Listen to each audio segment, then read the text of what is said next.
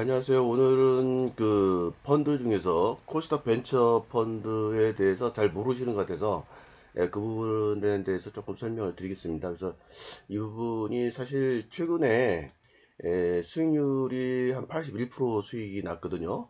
2023년 2월 1일 날 들어간 펀드인데 상당히 수익이 잘 나왔습니다. 그래서 어떻게 해서 이렇게 수익이 잘 나는가, 그리고 그 구조가 무엇인가, 이제 그런 부분에 대해서 말씀을 드리려고 하고 있습니다. 그래서 오늘 녹화를 하는 것은 2025년 8월 23일이고, 오늘 말씀드리려고 하는 것은 결국 이 두 가지입니다. 그래서 공모주에 투자하는 전략과 그 매자닌에 투자하는 전략을 합친 전략이 상당히 그 성적도 좋고, 다음에 이런 시장의 변동성에 관계없이, 이 시장이 오르고 떨어짐에 관계없이 좀 안정적인 수익을 낼 수 있는 구도다. 그런 말씀을 말씀을 드리려고 하고 있습니다. 그러면 다시 말씀을 좀 드려보도록 하겠습니다. 보통 이제 그 우리가 이제 금융기관에 가게 되면 코스닥 벤처펀드라고 해가지고 여러분들 이제 PB들이 권유를 할 거예요. 근데 이게 도대체 무엇인가, 그리고 어떤 장점을 갖고 있는가를 잘 모를 겁니다. 그리고 왜 이걸 권유를 하는가, 이제 그런 부분에 대해서 말씀을 좀 드려보도록 하겠습니다. 일단 이제 요거를 검토하기 전에 이제 제가 이제 준 관점은, 사실 이제 제안서라는 것을 받아 보시게 되면 이렇게 나와요. 이렇게. 그래서 상당히 복잡합니다. 그래서 이 내용이 뭔지를 좀 일반인들은 좀 아시기가 어려울 거예요. 그래서 그런 부분을 좀 제가 풀어서 말씀을 드려보도록 하겠습니다. 그래서 제가 왜 이 펀드를 이제 관심을 갖게 된 이유는 무엇이냐, 그리고 수익률은 얼마나 났느냐, 결국은 요거죠. 요거 수익률이 이렇게 낮기 때문에 이제 제가 관심을 갖게 됐고, 시장이 이런 상황에서 관계없이 수익을 났기 때문에 도대체 이게 무엇인가 관심을 갖게 됐습니다. 그리고 그동안 이제 운영 상황을 점검을 해봤죠. 뭐 A 운용사, B 운용사, C 운용사.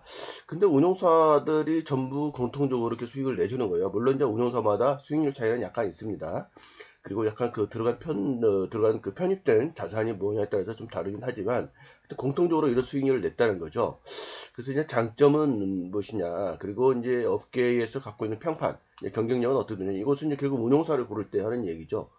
가입 방법은 어떻게 되냐, 이건 구체적인 것은 이제 나중에 질문을 해주시면 되겠고, 결국 이 추천하는 이유는 무엇이냐, 그 부분을 말씀을 중점적으로 들어볼 테니까 말씀을 들어보시기 바랍니다.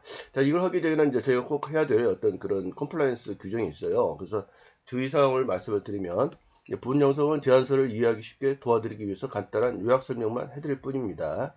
이 펀드, 이 금융상품은 원금 보장이 되지 않습니다.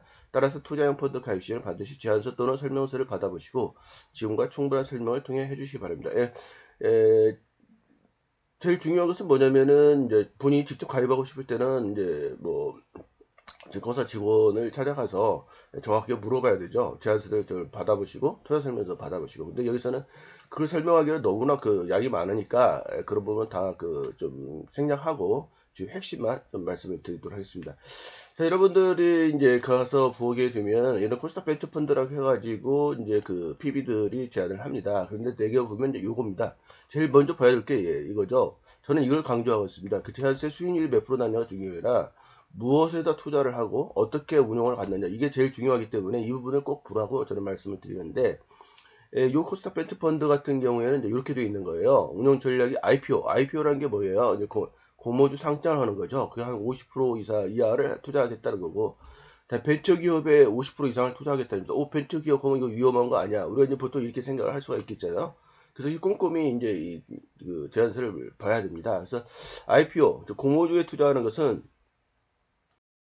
이 부분을 보셔야 됩니다. 정치펀드라는 부분이 나오는 거거든요. 정치펀드. 그걸 이제 코스닥 벤처펀드라 합니다. 그래서 정치펀드를 들어갈 경우는 제가 나중에 설명해 드렸지만 일반인보다도 공모주 우선 배정을 굉장히 많이 받습니다.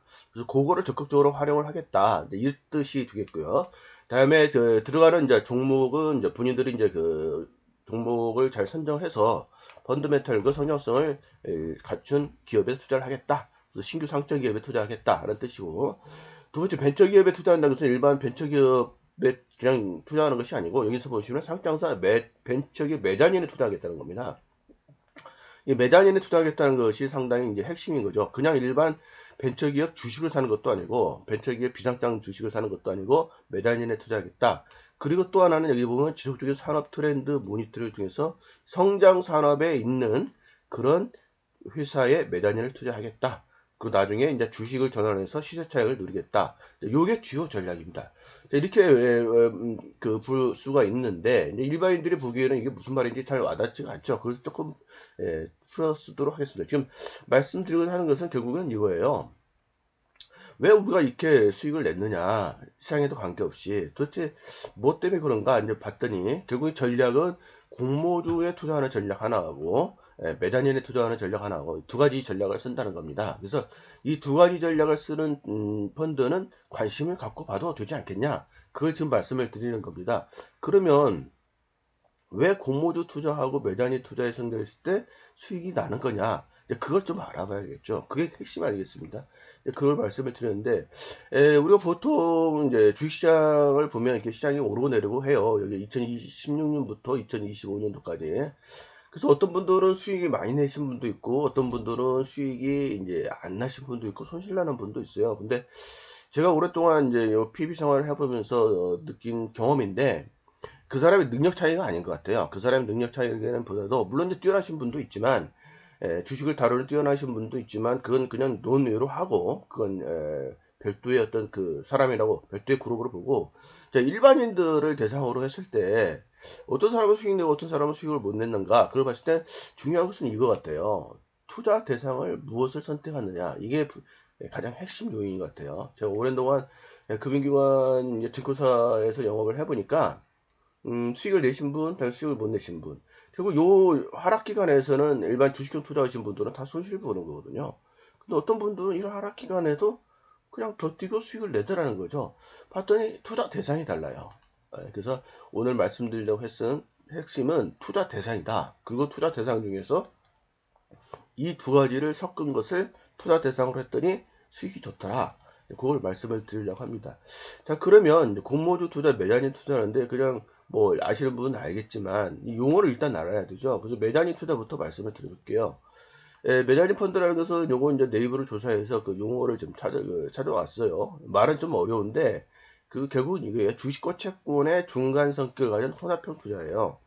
이게 무슨 말이냐 하면은 요 그림을 한번 말씀해 드릴게요. 자, 이 주가가 이게 변동이라고 보시고 이건 수익이라고 보시면 되는데, 자, 주가가 이제 이렇게 하락할 때는 채권을 갖고 있어요. 채권으로 있는 거예요. 그러니까 주가가 하락함에도 불구하고 이 가치는 떨어지지가 않는 거죠. 수익률이 떨어지지 않습니다. 근데 만약 주가가 올라간다. 주가가 올라가면 이제 주식으로 전환을 합니다.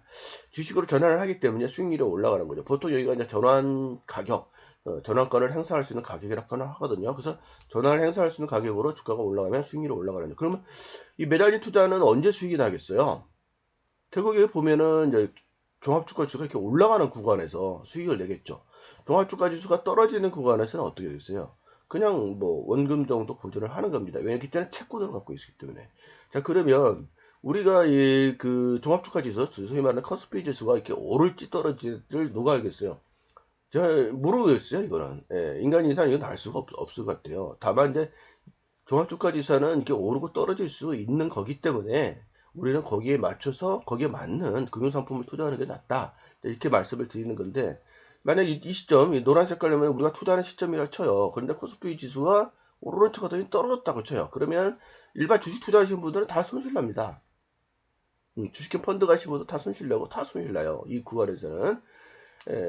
그런데 만약에 이런 매단위를 투자했다 하신 분들은 이 지수가 이렇게 하락을 하더라도 원금 정도를 보존하고 있다 이겁니다.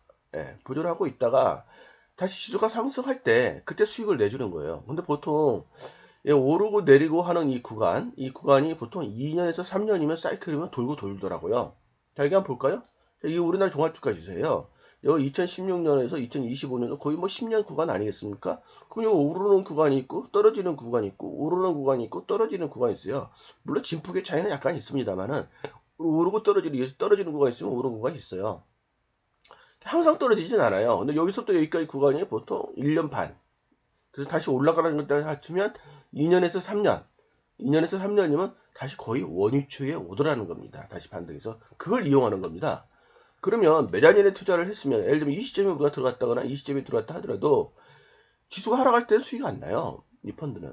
그렇지만은 어느 정도 돌아섰을 때 그때는 수익이 나더라. 이렇게 말씀을 드리는 거고, 그 매단위 투자는 보통 전환권 행사하는데 1년이라는 기간이 필요해요. 그러니까 보통 1년이 지나서부터 전환권을 행사하기 때문에 이 펀드는 보통 2년, 3년을 갖습니다. 그래서 기다리다 보면 설령 내가 이 시점에 들어가나 이 시점에 잘못 들었다 하더라도 기다리다 보면은 한번 사이클이 도는 시점이 오기 때문에 수익을 낼 수 있는 기회가 온다. 이렇게 논리를 이제 말씀을 드리는 겁니다. 자, 그 다시 말씀을 드리면 보세요. 이 펀드가 이렇게 수익률을 많이 냈지 않습니까? 근데 2023년 2월 1일 날 가입한 거예요. 그럼 2023년 1월 1일, 그러니까 이때쯤 가입했겠죠. 그럼 어떻게 보면은 이 구간은 올랐다 떨어졌다 올랐다 떨어졌다 했지 않습니까? 제가 보기에는 이런 구간에서 수익 내기는 어려웠을 것 같아요. 그렇지만 요 시점 2025년도 뭐 한 4, 5월 지나니까 우리나라 종합지수가 상당히 급등합니다. 이때 수익을 많이 냈다. 저는 그렇게 봅니다. 이 수익이 꾸준히 수익 내는 게 아니라 오르는 구간에서 수익을 내더라는 겁니다. 그러면 오르는 구간이 뭐 한 번씩은 와요. 이렇게 옵니다. 그래서 그 구간을 이용해서 수익을 내면 된다. 이렇게 보시고 대신 이제 이런 하락하는 구간에서는 손실 안 보고 있으면 되겠죠. 그런 구조를 갖고 있는 게 이런 매단위 투자다. 이런 매단위 투자다. 이렇게 해서 매단위에 투자하는 것이 상당히 굉장히 좋은 방법이구나. 이런 말씀을 제가 드리는 겁니다. 물론 매단위라고 해서 다 좋은 건 아니고 그것을 잘 골라야 되죠. 잘 골라야 되는데 그 고르는 것은 우리가 하는 것이 아니고 운용사에다 맡기는 겁니다. 운용사들이 그동안에 자기들의 어떤 전문성을 활용을 해서 좋은 매단위를 골라준다. 이렇게 보시면 되겠습니다. 두 번째는 이제 공모주 투자입니다. 이제 공모주 투자가 왜 인기가 있냐면은 공모주라는 것은 이제 일반인들 상대로 해서 자금을 모으려고 공모 발행을 한다. 이런 데서 공모주 아니겠습니까? 그러면은 일반인들한테서 자금을 모으려고 하면은 보통 기업의 적정 가치보다도 조금 할인 발행을 해줘야 돼요. 보통 뭐 한 20% 할인 발행을 해준다 합니다. 그럼 이때 이제 공모가가 확정이 되는데, 그럼 요 가격으로 이제 우리가 배정을 받지 않습니까? 그러면 기업 가치는 요 정도니까 당일날 이제 시장에서 가격이 많이 오르기 때문에 팔면 수익이 나는 그런 게 이제 공모주 투자의 장점이었기 때문에 보통 공모주 투자하게 되면 뭐 마이너스는 안 본다 이런 얘기가 많이 있었습니다. 그래서 여기 보시면은 이제 우리가 그 어떤 그 투자를 하는 데 있어서 주식으로 투자하게 되면 이런 그 코스피 지수가 종합주가 지수가 주식시장이 오르고 내림에 따라서 수익이 날 수도 있고 떨어질 수도 있고 굉장히 불안정해요. 그렇지만은 이런 공모주에 투자하게 되면은 일정한 수익을 낼 수 있다는 겁니다. 왜냐하면 이 할인 발행을 하기 때문에 그 시장이 하락하더라도 어느 정도 수익을 낼 수 있다 이렇게 보는 거예요. 그게 보통 이제 그 저희들이 봤을 때는 펀드에서 연 한 5% 정도 기여를 하는 것 같아요. 그러니까 1년에 한 5% 정도씩은 공모주 투자를 했을 때 꼬박꼬박 수익을 낼 수 있다. 이렇게 저희들은 보고 있습니다. 그래서 이 전략은 핵심은 이렇게 시장이 하락할 때는 공모주 위주로 해서 수익을 좀 또박또박 내다가 다음에 이런 종합주가 지수가 올라갈 때 시장이 올라갈 때 매장일지에서 이제 수익을 많이 내서 전체적으로 수익을 내는 이제 그런 컨셉이 되겠고요. 이런 컨셉을 택하게 된 것은 가만히 보니까 2년에서 3년 정도면 우리나라 종합주가 지수가 사이클이 돌더라. 이제 그러한 그 가정을 감안을 해서 그것도 거기에 대해서 착안을 해서 이런 구조를 갖게 된 겁니다. 만약에 공모주로만 투자를 했다면 그 수익률이 그렇게 높지 않겠죠.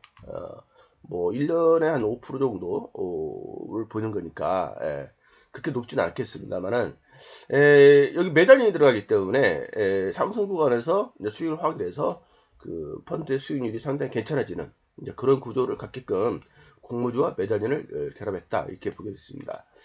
그래서 이제 핵심은 이 부분이고요. 이런 구조를 갖고 있는 펀드가 주로 말씀드린 이 코스닥 벤처펀드라는 이름으로 나오게 됐습니다. 그래서 코스닥 벤처펀드는 왜 이렇게 많이 나냐면 보통 이제 벤처기업에 투자를 했을 때 공모주 배정 비율을 굉장히 많이 받습니다. 그래서 그런 부분을 조금 더 말씀을 드리면 그래서 이름을 코스닥 벤처펀드 이렇게 이게 나오게 되겠습니다. 자, 우리나라의 그 공모주에 관련된 법안이 있는데요. 여기 한번 먼저 보시면은 정치펀드라고 해가지고 여기는 이제 하이드 펀드, 하이드 주로 펀드로 펀드라는 투자하는 펀드, 그다음에 코스닥 벤처에다 코스닥에 투자하는 벤처 펀드 이런 경우는 공모 물량의 5에서 25%를 더 별도로 추가로 더 주고 있습니다. 법적으로 이건 부작위는 겁니다. 여기 보시면 일반인들이에요. 개인들은 공모주를 투자를 하면 한 25% 정도밖에 배정을 안 해줘요. 그 기관 투자가는 만 50에서 70%까지, 또 20에서 40% 이렇게 기관 투자가는 받고, 또 거기다 별도로 요것도 받는 거예요.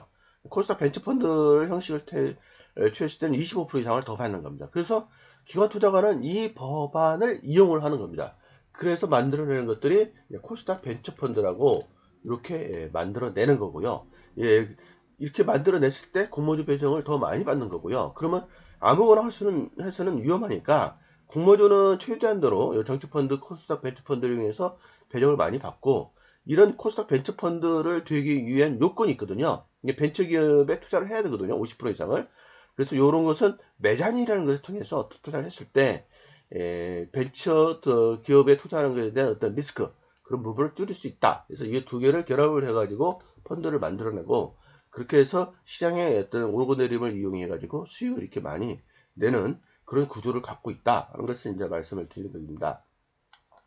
예, 그리고 최근에 이제 공모주 시장이 변화가 됐어요. 어떤 변화가 됐냐면은, 과거에는 이제 기관 투자자들이 이제 공모주를 배정받고 바로 당일날 팔 수 있는데, 이제 그걸 못하게끔 만들었습니다. 그래서 기관 투자자들이 의무적으로 보유하게끔, 그래서 보유 하약을 확대하게끔 됐습니다. 그래서 기관 투자가들이 의무 보유를 해야 배정 물량을 더 많이 받습니다. 그래서 2025년 7월 달부터 이제 그렇게 시행이 되고 있습니다. 그래서 과거에는 공모주 시장이 이랬어요.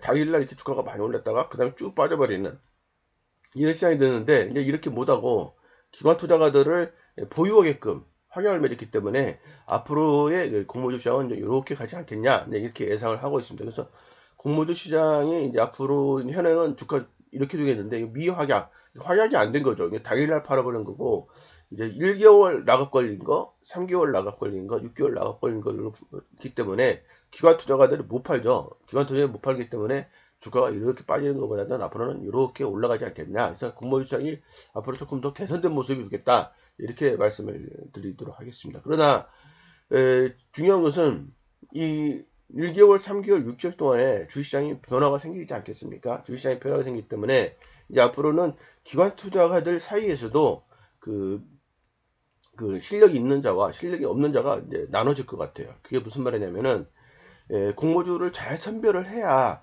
앞으로 1개월, 3개월, 상장되고 나서 1개월, 3개월 또는 6개월 동안 그 주가의 변동이 하락을 하거나 그러면 안 되지 않습니까? 그래서 그렇지 않는 공모주만을 선별할 수 있는 능력을 갖는 그런 운용사들만이 앞으로 경쟁력을 가질 것 같습니다. 그래서 코스닥 벤처펀드라고 해서 아무 펀드나 가입하시면 안 되는 거고, 그러한 능력을 가진 운용사가 만들어낸 코스닥 벤처펀드를 선별하는 것이 또 하나의 이제 문제라고 볼 수가 있겠습니다. 다음에 매단인도 그냥 아무 매단이나 선정하면 안 되는 거고요. 결국에는 운용사의 능력이 달려 있는 건데, 이 매단인을 선정할 때는 주로 이제 그 산업 트렌드를 보고 선정을 해야 됩니다. 그래서 성장성이 높은 그 매단인을 선정을 해야 나중에 이제 주가가 오르더라도 그 매단인의 어떤 그 가치가 올라가는 거지, 성장성이 없는 그런 그 매단인을 선택했을 때에는 시장이 오르더라도 주가가 오르지 않습니다. 그래서 매단인의 어떤 종목 선정 능력도 결국에는 그 운용사의 능력이라고 볼 수 있는데, 보통 이제 우리가 그 매단인 선정을 할 때 이러한 기준에 의해서 종목을 선정합니다. 보통 이제 시가총액이 뭐 1,000억 이상이라든가, 다음에 안정적인 재무구조라든가, 다음에 성장사회 투자라든가 이런 조건을 갖는 거거든요.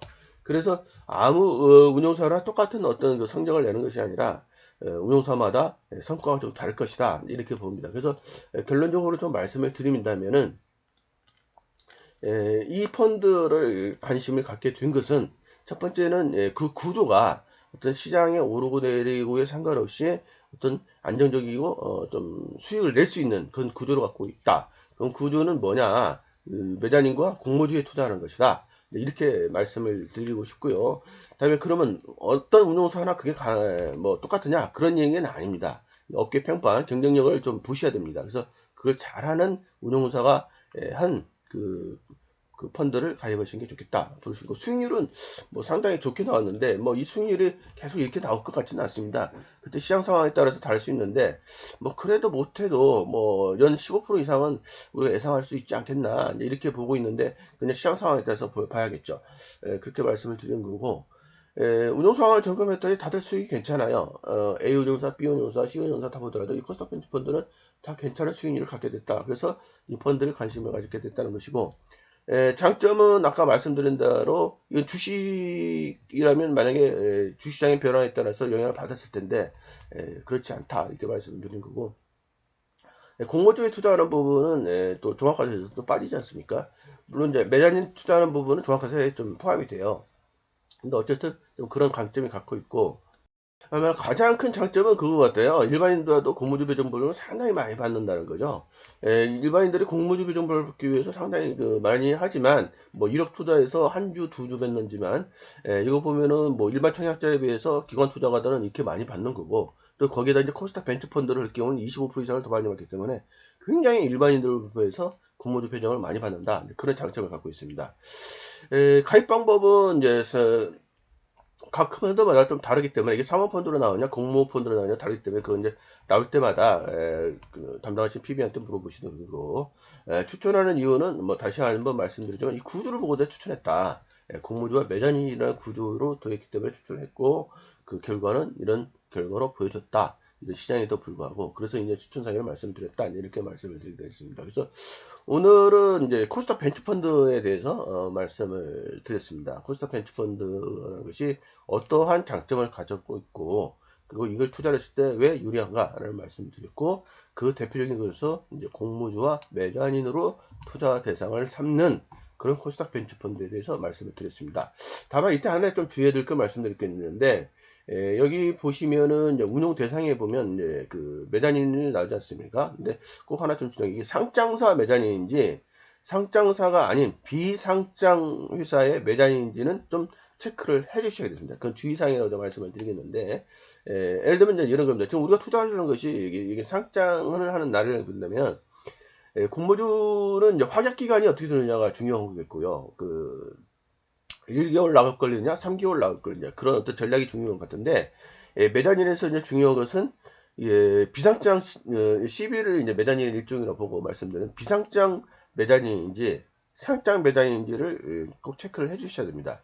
자, 비상장 매단인은 수익률이 크게 나올 수도 있어요. 그렇지만은 상장이 안 될 리스크도 갖고 있는 겁니다. 그래서 비상장 매단이 들어있는 펀드는 좀 주의 있게 좀 봐주셔야 되겠고, 그런 부분은 조금 비상장이 어떤 비상장이 들어가는 건지, 매단인 중에서 비상장이 몇 프로나 들어가는 건지 그런 걸 좀 체크를 해 주셔야겠고 상장 매단인은 상장 리스크는 없어요. 대신 요거 비상장 매단인들보다 수익률이 크진 않습니다. 그렇게 봐주시면 되겠습니다. 그래서 저희가 투자하려는 대상을 좀 봤을 때 그 운용 전략을 봤을 때 크게 이제 공모주가 들어가는 부분 IPO라 포함되죠. 이런 부분에서 이제 활약 기간이 어떻게 되느냐 이런 부분을 좀 봐주셔야겠고요. 이 부분이죠. 이 부분에서 운용 대상에서 봤을 때 활약 기간이 어느 정도 되느냐 하는 부분을 좀 봐주시고 다음에 매단인을 들어갔을 때 비상장이 들어가느냐 상장이 들어가느냐 부분을 좀 봐주셔야 됩니다. 그 부분을 한번 체크를 해주시고 정해주셔야 되겠네요. 이런 부분이죠. 운용 전략 보시면 그래서 일반인들이 보시면 이게 무슨 말인지 못 알아듣실 거예요. 내용도 길고 뭐 용어도 써 그래서 그 핵심 부분 요 제안서에 나오는 핵심 부분을 보는 어떤 그런 요령에 대해서 제가 말씀을 드렸습니다. 그럼 관심도 가져주시기 바랍니다. 감사합니다.